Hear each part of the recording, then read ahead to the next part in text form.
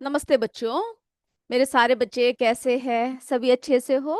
सभी को बहुत बहुत गुड आफ्टरनून।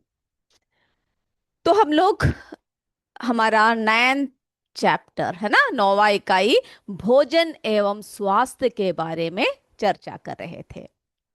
और आप लोगों ने बहुत अच्छी तरीके से जो है पिछले क्लास में जो जो बातें पूछी उन सब का जवाब आपने बहुत अच्छी तरीके से दिया। इसी तरह से जो है आगे भी आपको करना है। तो आज हम किसके बारे में चर्चा करते हैं?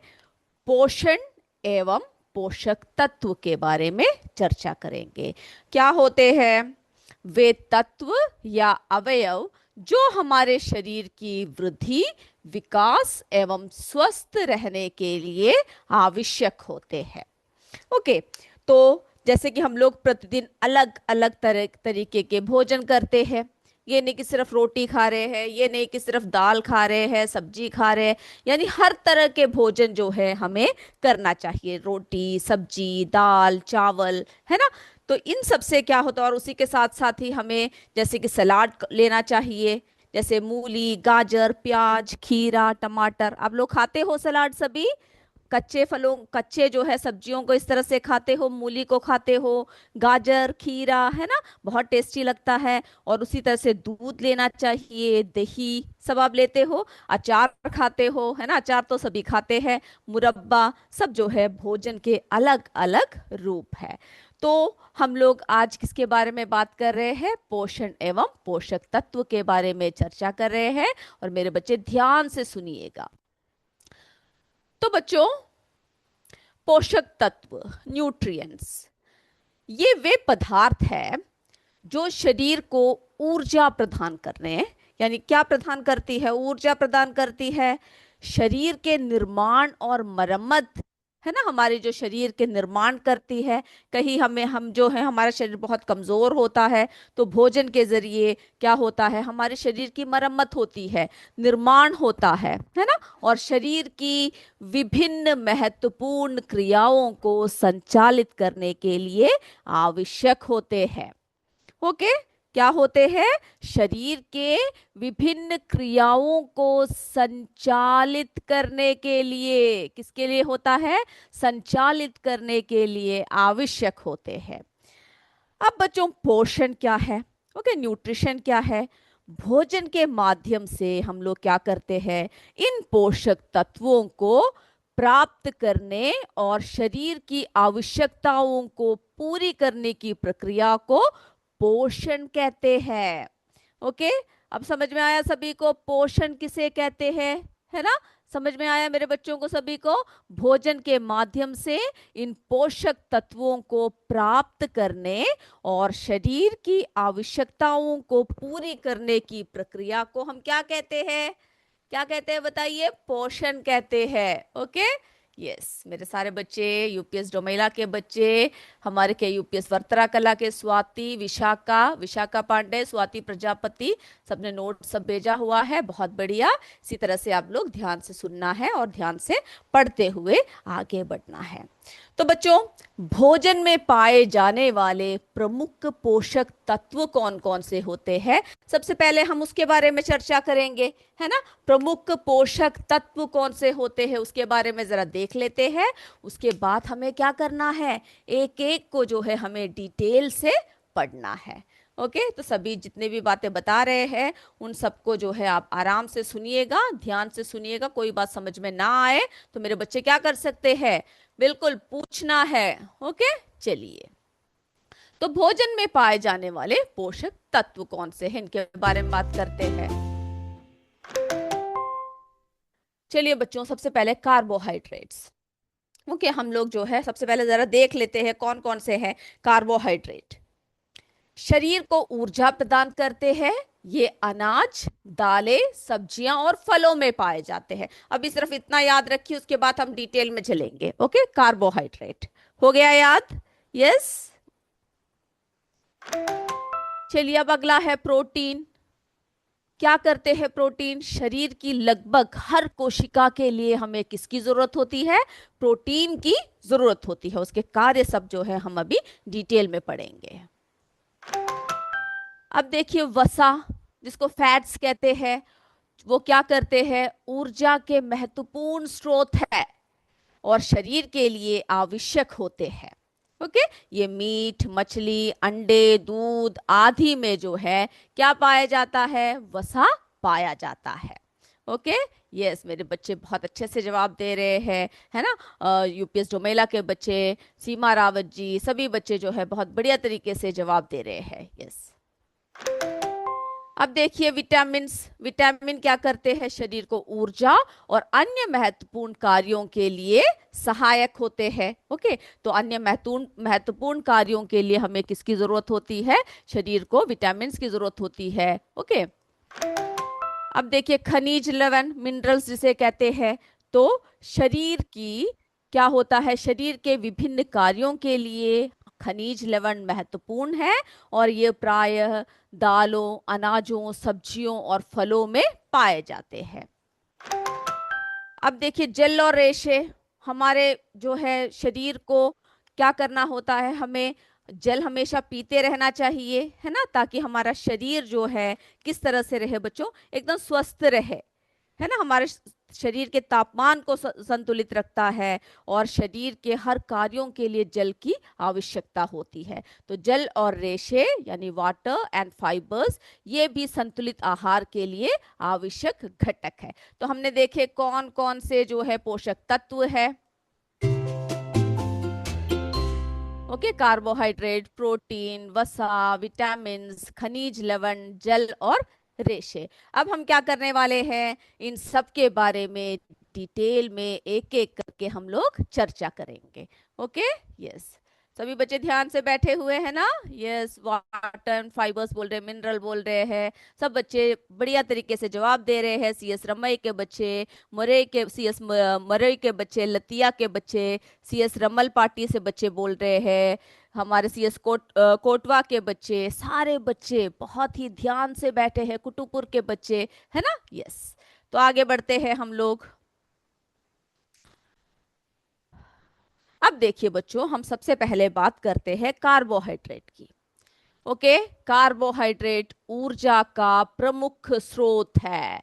किसके बारे में चर्चा कर रहे हैं, कार्बोहाइड्रेट के बारे में बात कर रहे हैं, जो ऊर्जा का प्रमुख स्रोत है, जो स्टार्च और चीनी के रूप में पाया जाता है। और इसके मुख्य स्रोत चावल, आलू, गन्ना, मक्का और विभिन्न अनाज है। ओके, आपकी किताब में जो है इसकी पूरा दे रखा है कौन कौन से है कार्बोहाइड्रेट के स्रोत, वो सबको क्या करना है, आपको अच्छे से देखकर याद करना है। ओके, कौन कौन से है स्रोत सब दे रखा है ना, गेहूं, चावल, बाजरा, मक्का, आम, तरबूज, पपीता, आपको जो है ये स्रोत कौन कौन से है उसको जरा लिख के याद करना है। पूरा याद ना रखो तभी भी थोड़े से आपको क्या करना है, अच्छी तरीके से लिखकर आपको याद करना है। ओके, यस, फटूपुर के बच्चे सब यस बोल रहे हैं, वेरी गुड। तो हमें जो है क्या मिलता है, यानी कार्बोहाइड्रेट जो है उससे हमें क्या मिलता है, मंड मिलता है, स्टार्च मिलता है। किस किस में होता है, चावल, आलू, मक्का, ज्वार, बाजरा, ओके, मोटे अनाज और गेहूं जैसे स्रोतों में पाया जाता है। चीनी, ओके, जो किस में मिलता है, गन्ना, चुकंदर, खजूर, शक्कर और केला। ओके, फिर अमरूद जैसे फलों में पाया जाता है। तो ये आपको बस इतना याद रखना है कौन कौन से स्रोत है कार्बोहाइड्रेट के।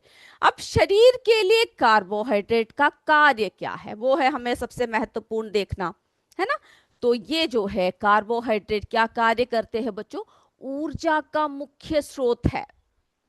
ओके, क्या करता है, ये शरीर में ऊर्जा उत्पन्न करने का प्रमुख स्रोत है। ये शरीर को कार्य करने के लिए क्या प्रदान करता है, ऊर्जा प्रदान करता है। तो आपको पता चला कि अब हम ये सारे भोजन जो करते हैं ये सब क्यों करते हैं, क्योंकि उससे हमारे शरीर को क्या मिलते हैं। यस, हमारे सीएस 12 गांव के बच्चे वेरी गुड, सभी बोल रहे हैं क्या मिलता है, ऊर्जा मिलता है। ओके, अगर हम लोग कार्बो यानी हमने कहा आपसे कि संतुलित आहार लेना चाहिए, अगर एक ही आहार को बहुत बुरी तरीके से लेते रहे, अगर कार्बोहाइड्रेट युक्त भोजन को हम लोग ज्यादा लेते रहे, ओके, तो क्या होता है, उसकी अधिकता से क्या क्या प्रभाव पड़ता है, इसको भी आपको याद रखना है।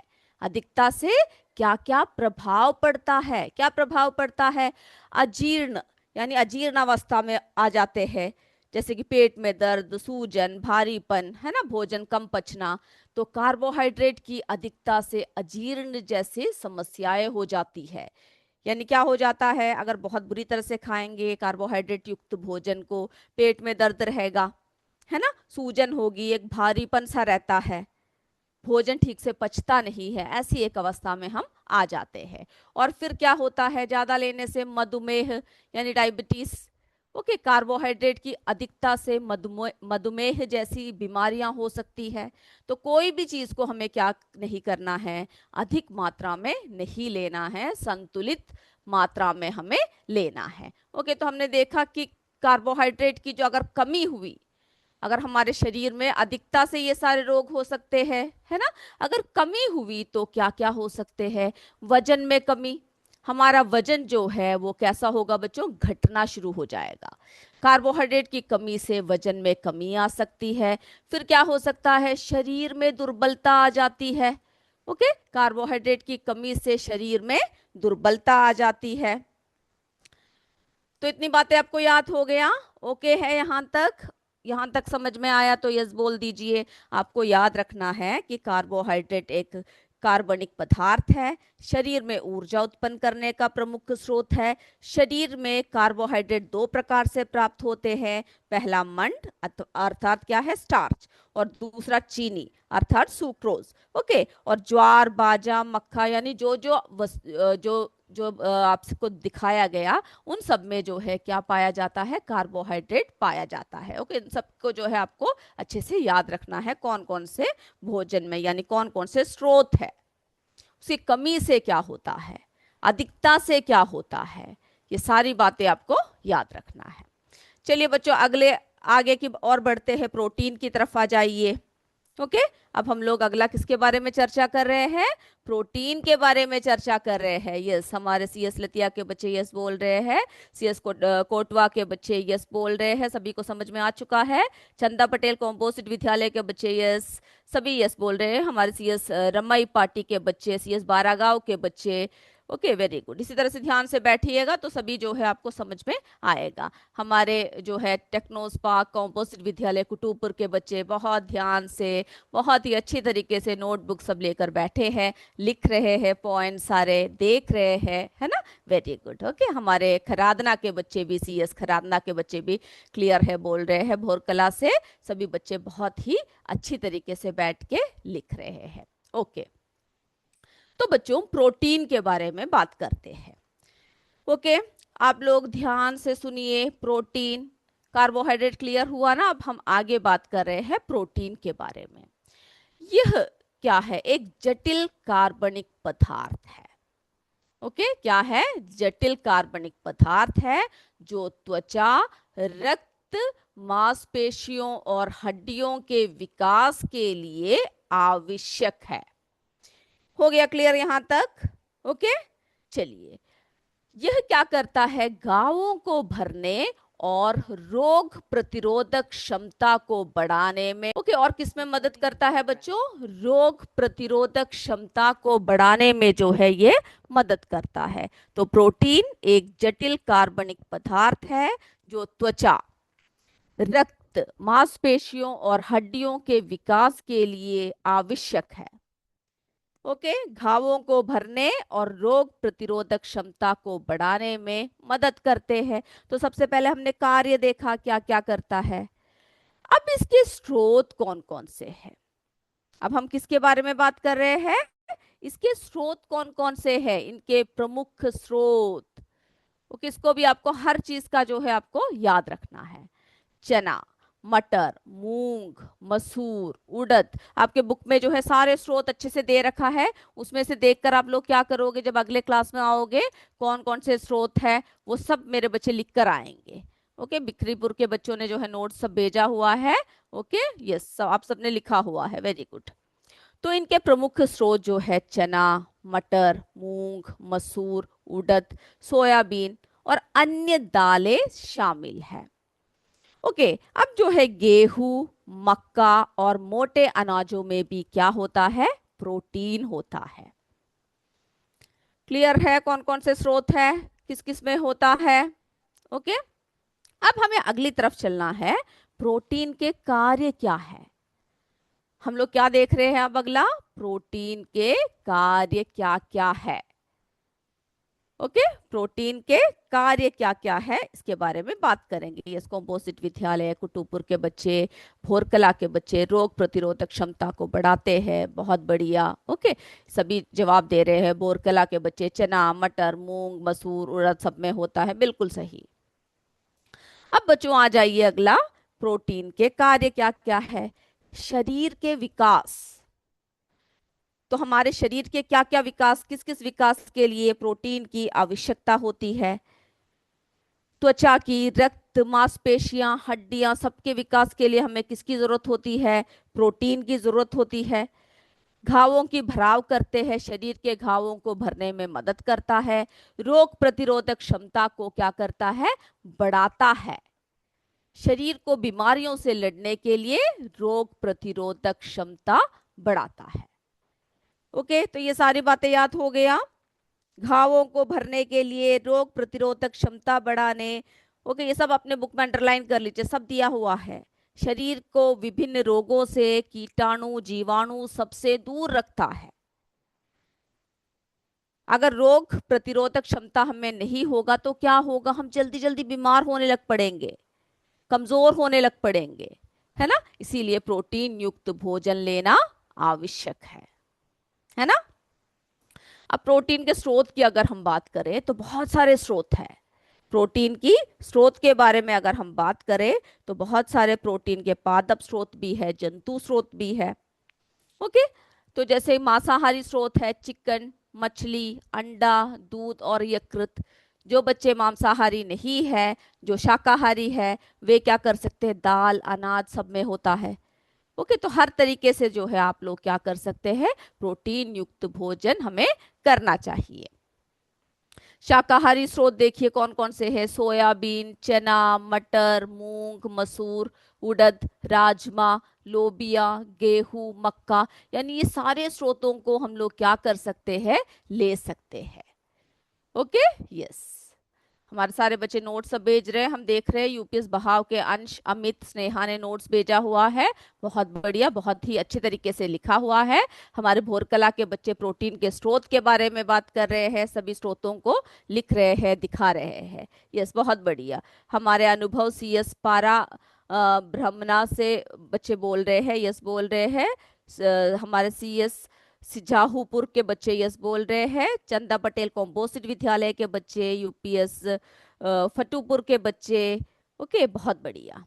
सभी बच्चे इस तरह से आप लोगों को पढ़ते रहना। तो हमने शाकाहारी स्रोत देखा, मांसाहारी स्रोत देखा, है ना। शाकाहारी स्रोत देख लिया कौन कौन से हैं, और उसी तरह से दूध और डेयरी उत्पाद, दूध, पनीर, दही। अगर आप लोग दूध नहीं पीते हो तो आपको क्या करना चाहिए, कम से कम दही खाइए, पनीर ले सकते हो, है ना। तो इस तरह से आप हर तरीके से प्रोटीन युक्त भोजन का सेवन कर सकते हो। ओके, फिर जो है जैसे नट्स है, नट और बीज, बादाम, अखरोट, काजू, चिया बीज, मूंगफली सब है इसके स्रोत। अनाज और साबुत अनाज, ओट्स। ओके, ये सभी जो है इसके स्रोत है। तो ये था हमारे प्रोटीन के बारे में। अब अगला चलते हैं, अगला पोषक तत्व है हमारा वसा। ओके, अब हम अगले किसके बारे में बात कर रहे हैं, वसा के बारे में बात कर रहे हैं। तो बच्चों, यह एक महत्वपूर्ण पोषक तत्व है जो शरीर को ऊर्जा और गर्मी प्रदान करती है। क्या क्या प्रदान करती है, बताइए मुझे। ऊर्जा और गर्मी प्रदान करती है। और वसा को क्या कहा जाता है, शक्तिदायक ईंधन। याद रखिएगा इस पॉइंट को। ओके, वसा को शक्तिदायक ईंधन भी कहा जाता है। क्यों, क्योंकि यह शरीर को ऊर्जा का एक घना स्रोत प्रदान करते हैं। यानी ऊर्जा का जो है बहुत ही बड़ा स्रोत है ये। लेकिन सब कुछ ही हमें किसमें लेना चाहिए, संतुलित रीति जो है रीति से लेना चाहिए, यानी कि बहुत ज्यादा हम लोग खाए। ओके, तो फैट जो है, वसा जो है, एक महत्वपूर्ण पोषक तत्व है जो शरीर को ऊर्जा और गर्मी प्रदान करती है। वसा को शक्तिदायक ईंधन भी कहा जाता है, क्योंकि यह शरीर को क्या करता है, ऊर्जा का एक घना स्रोत प्रदान करता है। यह कार्बोहाइड्रेट और प्रोटीन की तुलना में प्रति ग्राम अधिक कैलोरी प्रदान करता है। ओके, तो हमने क्या देखा कि ये जो है कार्बोहाइड्रेट और प्रोटीन की तुलना में अधिक क्या प्रदान करता है, कैलोरी प्रदान करता है। याद हो गया इतना? जो लंबे समय तक चलने वाली गतिविधियों के लिए एक महत्वपूर्ण ऊर्जा का स्रोत बनाती है। तो अगली क्लास में जब आप आओगे, आपको क्या करना है, जितने भी स्रोत बताए, अभी कार्बोहाइड्रेट बताया, प्रोटीन, वसा, इन सब के बारे में पॉइंट वाइज आपको लिख कर आना है। ओके, उसके स्रोत कौन कौन से हैं, उसकी अधिकता से क्या होती है, उसकी कमी से क्या होता है, और ना लेने से क्या होगा, है ना, ये सभी बातें आपको लिख के आना है। अब जो है वसा की कमी, इससे क्या होता है, शरीर की कार्य क्षमता कम हो जाती है। अगर हम वसा युक्त भोजन नहीं लेते हैं, हमारे शरीर में वसा की कमी होती है, तो क्या होता है, कार्य क्षमता, हम जो कार्य करते हैं उसकी क्षमता जो है कम हो जाता है। और अधिकता से क्या होता है, अगर हम ज्यादा लेंगे, अधिक लेंगे, तो इससे क्या होगा बच्चों, अधिकता से क्या होगा, अधिकता से पाचन संबंधी समस्याएं, मधुमेह, हृदय रोग सब हो सकते हैं। इसीलिए कहते हैं ज्यादा जो है हमें वसा युक्त भोजन नहीं लेना चाहिए। ओके, शरीर को हर तरह के पोषक तत्व देना चाहिए। किसी भी पोषक तत्व की अधिकता हमारे शरीर में क्या कर सकते हैं, हमें बीमार कर सकते हैं और हमें जो है हानि पहुंचा सकते हैं। तो वसा की कमी से कार्य क्षमता कम हो जाती है, अधिकता से पाचन संबंधी समस्याएं, मधुमेह, हृदय रोग आदि हो सकते हैं। अब बताइए वसा के स्रोत कौन कौन से हैं, जैसे बाकी सबका देखा हमने। पशु स्रोत, वसा का अगर हम पशु स्रोत की बात करेंगे, मक्खन, घी, चर्बी, संपूर्ण दूध, मांस, मछली, मुर्गी, अंडा, सब में जो है क्या है, सब किसके स्रोत है, वसा के स्रोत है ना। सब में जो है हमें क्या पाया जाता है, वसा पाया जाता है। इसीलिए वसा को शक्तिदायक ईंधन कहा जाता है। ओके, और हमारे वनस्पति स्रोत जो है, वनस्पति तेल। ओके, वनस्पति तेल जैसे मूंगफली का तेल, फिर जो है सोयाबीन का तेल, सरसों का तेल, नारियल का तेल, है ना, अदरक, सरसों, बिनौला, सूरजमुखी जैसे तिलहनों के बीज, इन सब में जो है क्या है, ये सब वसा के स्रोत है।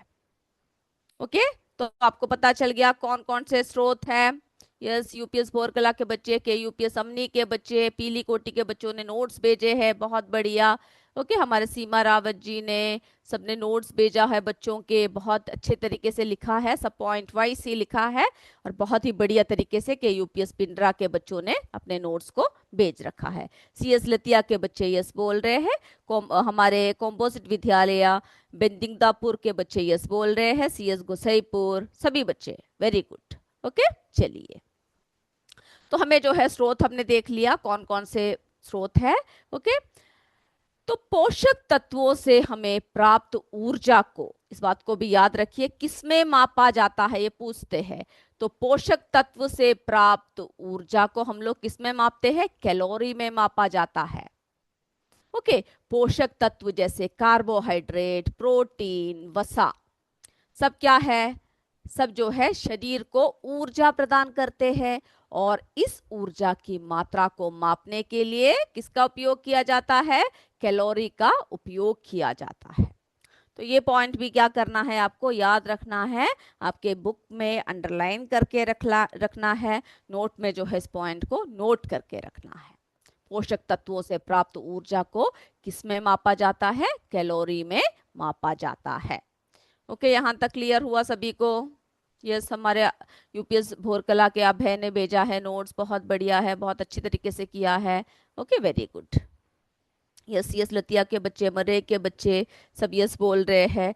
तो आप लोग को क्या करना है, सारी बातों को अच्छे से सुनना है, अच्छे से नोट करके रखना है। अब देखिए बच्चों, आगे बढ़ते हैं हम लोग विटामिन्स और खनिज लवण के बारे में अब बात करेंगे। किसके बारे में बात कर रहे हैं? विटामिन और खनिज लवण के बारे में अगला हम बात कर रहे हैं। तो हरी सब्जियां किस किस में मिलते हैं? वो फलों से हमें क्या मिलता है? विटामिन और खनिज लवण मिलते हैं। शरीर को रोगों से बचाते हैं। ओके। जटिल कार्बनिक, ये कैसे होते हैं? ये जटिल कार्बनिक यौगिक होते हैं जो शरीर को सही कामकाज करने के लिए आवश्यक होते हैं। तो आप देख रहे हो एक एक पोषक तत्वों का हमारे जीवन में, हमारे शरीर में कितनी जरूरी है ना। अगर हम किसी की भी कमी रखते हैं तो आपको पता चल गया होगा क्यों थकावट हो रही है, क्यों हमें ऊर्जा नहीं मिल रही, क्यों हम काम सही से नहीं कर पा रहे। तो किसकी कमी है जिसकी वजह से जो है हम लोग कार्य को सही से नहीं कर पा रहे हैं? तो आपके भोजन में क्या कमी है उसके बारे में जरा देखिएगा, और उसको जो है आपके भोजन में आपको लेना है। अगर दाल सब्जियां नहीं खाते तो आपको खाना है, दूध नहीं पीते तो पीना है, दूध नहीं पसंद तो दही खाना है। ओके, पनीर, ऐसे सारे भोजन को आप लोग क्या कर सकते हो? खा सकते हो। हरे पत्तों को खाना है। ओके। आज घर में जाकर बताइएगा माँ को, मम्मी को बताइएगा कि हमें जो है मम्मी जो जो आप नहीं बना के देते हो वो सब जो है हमें बना के दीजिएगा। ओके, हम वो सब खाना चाहते हैं, और कोई भी चीज़ों से आपको परहेज नहीं करना है। टिफिन में मम्मी भर भर के भोजन बेचते हैं, आप लोग वापस उसी तरह से ले जाते हो। कितने बच्चे ऐसे हैं जो भोजन को पूरी तरह से खाए बिना टिफिन को वापस ले जाते हैं? आपको कभी भी ऐसा नहीं करना है। सभी जो है, जो जो भोजन आपकी मम्मी आपको बना के देती है, जो जो आपके टिफिन में भेजा जाता है, सबको अच्छे से खाना है। ओके, तभी संपूर्ण जो है शक्ति ताकत सब आपके शरीर को मिलेगा। तो बच्चों, शरीर के हर अंग को उसकी जरूरत के हिसाब से अलग अलग विटामिन की आवश्यकता होती है। और ये पोषक तत्व कहाँ से मिलते हैं? जो भोजन हम लोग खाते हैं उसी से हमें ये मिलता है। ओके। अब देखिए विटामिन क्या है? विटामिन जटिल कार्बनिक यौगिक है। ये शरीर को सुचारू रूप से चलाने में मदद करती है। इसकी आवश्यकता शरीर को बहुत कम मात्रा में होती है। और क्या क्या करता है? रोगों से सुरक्षा देता है। ओके। विटामिन और खनिज हमें विभिन्न रोगों से बचाते हैं और रोग प्रतिरोधक क्षमता को क्या करते हैं? बढ़ा देते हैं, है ना, ताकि हम लोग जल्दी जल्दी बीमार ना हो। ओके, जल्दी जल्दी हमें जो है कोई भी रोग ना लगे। इस तरह से हम लोग क्या करते हैं? हम लोगों को रोग प्रतिरोधक क्षमता हमारे शरीर में बढ़ाते हैं।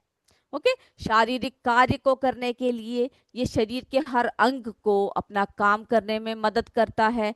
हड्डियों की मजबूती, है ना, कुछ खनिज मिलकर हड्डियों को, दांतों को सब मजबूत बनाते हैं, जैसे कैल्शियम, फास्फोरस। ओके। और स्रोत क्या क्या है इसके विटामिन के? विटामिन और खनिज मुख्य रूप से हरी सब्जियों, फलों और अन्य भोजन से प्राप्त होता है। ओके। तो विटामिन के प्रकार और कार्य क्या क्या है, अब इसके बारे में हम लोग देखेंगे। विटामिन के कमी से क्या क्या हो जाता है, कौन कौन से बीमारियां होते हैं, ये सब देखेंगे। अब देखो बच्चों, कुछ ऐसे विटामिन होते हैं जो वसा घुलनशील विटामिन होते हैं, जो वसा में घुलनशील होते हैं। ये विटामिन वसा यानी फैट में घुलते हैं और शरीर में जमा हो जाते हैं, जैसे विटामिन ए, डी, ई और के। इसके उदाहरण है वसा घुलनशील विटामिन के। ओके। इन सब के बारे में अभी हम डिटेल में पढ़ेंगे कि कमी से क्या क्या हो जाता है। जल घुलनशील विटामिन, ये विटामिन पानी में घुलते हैं, जैसे विटामिन सी और बी समूह के विटामिन के उदाहरण हैं। ओके। अब इन सब के बारे में डिटेल हम लोग क्या करेंगे? अगले क्लास में पढ़ेंगे। तो यहाँ तक जो है बच्चों को आप लोग सारे नोट्स को करेक्ट लिख के आइएगा, अच्छे से पढ़कर आइएगा, और अगले क्लास में हम लोग फिर मिलेंगे। तब तक जय विद्या शक्ति, जय हिंद, जय भारत। धन्यवाद बच्चों। Thank you sir.